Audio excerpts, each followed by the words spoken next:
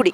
ಈ ನಾಶಿ ಪುಡಿ ಎಂಬಾತನ ಜೊತೆಗೆ ಸ್ವತಃ ರಾಹುಲ್ ಗಾಂಧಿಯವರು, ಅಂದರೆ ಅವರ ಕಾಂಗ್ರೆಸ್ ಪಕ್ಷದ ಅತಿ ದೊಡ್ಡ ನಾಯಕರು, ಅವರೇ ಸ್ವತಃ ಅವನನ್ನು ತಬ್ಬಿಟ್ಕೊಂಡು ನಿಂತಿರುವಂತಹ ಫೋಟೋ ನಿನ್ನೆ ಅಷ್ಟೇ ತೇಜಸ್ವಿ ಸೂರ್ಯ ಅವರು ಪ್ರಸಾರ ಮಾಡಿದ್ದಾರೆ ಈ ಸಾಮಾಜಿಕ ಜಾಲತಾಣಗಳಲ್ಲಿ.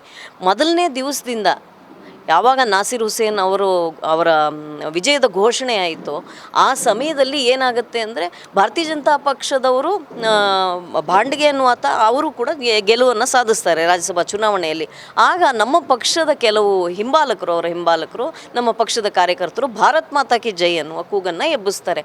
ಅದಕ್ಕೆ ಪ್ರತಿಯಾಗಿ ಕಾಂಗ್ರೆಸ್ ಪಕ್ಷದವರು ಕೂಗೋದು ಏನು? ಪಾಕಿಸ್ತಾನ್ ಜಿಂದಾಬಾದ್ ಅಂತನ. ಇದನ್ನು ಮಾಧ್ಯಮದವರು ಬಹಳ ಸ್ಪಷ್ಟವಾಗಿ ನೇರವಾಗಿ ಅದನ್ನು ಪ್ರಸಾರ ಮಾಡಿದ್ದಾರೆ. ಆದರೂ ಕೂಡ ಇಲ್ಲವೇ ಇಲ್ಲ, ಹಾಗೆ ಹೇಳೇ ಇಲ್ಲ. ಅದು ನಾಸಿರ್ ಸಾಬ್ ಜಿಂದಾಬಾದ್ ಅಂತ ಸ್ವತಃ ಲಕ್ಷ್ಮೀ ಹೆಬ್ಬಾಳ್ಕರ್ ಅವ್ರು ಹೇಳಿದ್ರು, ಪ್ರಿಯಾಂಕ್ ಖರ್ಗೆ ಅವ್ರು ಹೇಳಿದ್ರು, ಎಲ್ಲರೂ ಹೇಳಿದ್ರು. ಕೊನೆಗೆ ಏನಾಯ್ತು ಹೇಳಿ? FSL ರಿಪೋರ್ಟ್ ಬಂದ ಮೇಲೆ ಎಲ್ಲರ ಮುಖನೂ ಕೆಂಪಾಗಿದೆ. ಯಾರಿಗೂ ಈಗ ಉತ್ತರಗಳನ್ನ ಹೇಳೋಕ್ಕಾಗ್ತಿಲ್ಲ. ಮತ್ತು ಅವ್ರ ಸರ್ಕಾರನೇ 3 ಜನನ ಬಂಧಿಸಿದೆ. ಇದು ಇಲ್ಲಿಗೆ ನಿಲ್ಲೋದಿಲ್ಲ ಅಂತ ನನಗನ್ಸುತ್ತೆ.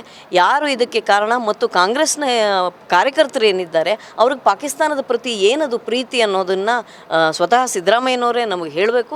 ಇದ್ರ ಜೊತೆಗೆ ಅವರು BK ಹರಿಪ್ರಕಾಶ್ ಅವರು ಮತ್ತೊಂದು ಸ್ಟೇಟ್ಮೆಂಟ್ನೂ ಕೊಡ್ತಾರೆ ಇದೇ ಪ್ರಕರಣದಲ್ಲಿ. ಅಸೆಂಬ್ಲಿಯಲ್ಲಿ ನಿಂತು ಹೇಳ್ತಾರೆ, ಪಾಕಿಸ್ತಾನ ಶತ್ರು ದೇಶ ಅಲ್ಲ, ಆದರೆ ನೆರೆ ದೇಶ ಅಷ್ಟೇ ಅಂತ.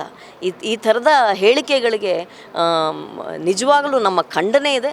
ಅದರ ಜೊತೆಗೆ ಕಾಂಗ್ರೆಸ್ ಸರ್ಕಾರ ಯಾರ ಪರ? ಇದು ಭಾರತದ ಪರನೋ ಪಾಕಿಸ್ತಾನದ ಪರನೋ ಅವರೇ ಸ್ಪಷ್ಟಪಡಿಸ್ಬೇಕು. ಹಿಂದೆ ಬೆಳಗಾವಿಯಲ್ಲಿ ದಲಿತ ಮಹಿಳೆಯನ್ನು ಅತ್ಯಂತ ಶೋಚನೀಯ ರೀತಿಯಲ್ಲಿ ಆಕೆಯನ್ನು ಎಳ್ಕೊಂಡು ಹೋಗಿ ಆಕೆಯನ್ನು ಕಂಬಕ್ಕೆ ಕಟ್ಟು ಹಾಕಿ ಥಳಿಸಿ, ಹೀಗೆ ಬೇರೆ ಬೇರೆ ರೀತಿ ಅದಾದಮೇಲೆ ನಾವು ಹಾವೇರಿಗೆ ನಾನೇ ಸ್ವತಃ ಹೋಗಿದ್ದೆ. ಹಾವೇರಿಯಲ್ಲಿ ಒಬ್ಬ ಮುಸಲ್ಮಾನ್ ಮಹಿಳೆ, ಆಕೆ ಮೇಲೆ ಒಂದು ಗುಂಪು ಶೋಷಣೆಯನ್ನು ನಡೆಸುತ್ತೆ.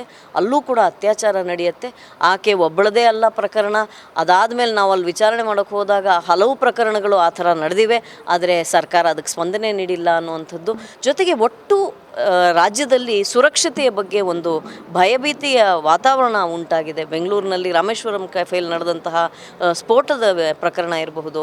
ಹೀಗೆ ಒಂದು ರೀತಿಯ ಭಯದ ವಾತಾವರಣ ನಿರ್ಮಾಣ ಆಗಿದೆ. ಮಹಿಳೆಯರಿಗೆ ಸುರಕ್ಷತೆಯನ್ನು ನೀವು ಕೊಡ್ತೀರಾ ಸಿದ್ದರಾಮಯ್ಯನವರೇ ಅಂತ ಸಿದ್ದರಾಮಯ್ಯನವ್ರನ್ನೂ ನಾವು ಪ್ರಶ್ನಿಸುವ ಗಳಿಗೆ ಬಂದಿದೆ ಅಂತ ಅನಿಸುತ್ತೆ.